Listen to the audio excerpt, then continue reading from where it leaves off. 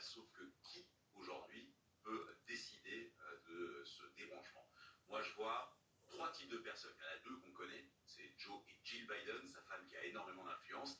Et puis, depuis hier soir, il y a un autre type de personnes très importantes aux États-Unis dans une campagne.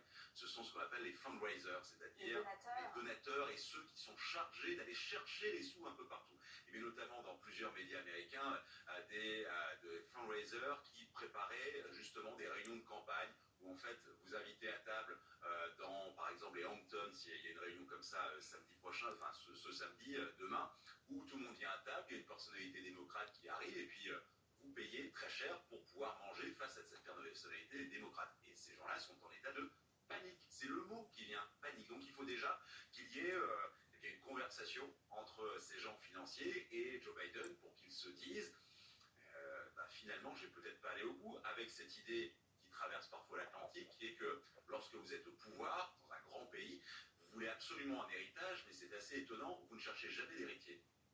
Et qui pour le remplacer du coup?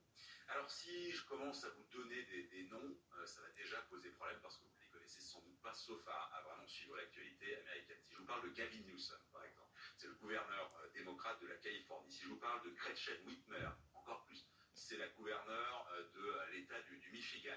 Il y a peut-être Westmore, qu'on a vu il y a quelques semaines, parce que c'est le gouverneur du Maryland, qu'on a vu à Baltimore, qui a géré la crise, qui a un profil très Barack Obama, 45 ans, afro-américain. Mais il faut absolument qu'il y ait un ticket. Kamala Harris, je vous en ai pas parlé parce qu'elle est toast, elle fait partie du passé désormais. Et lorsque vous avez un train comme celui de Donald Trump qui n'a pas gagné d'électeurs mais qui n'en a pas perdu non plus, ça va être extrêmement difficile.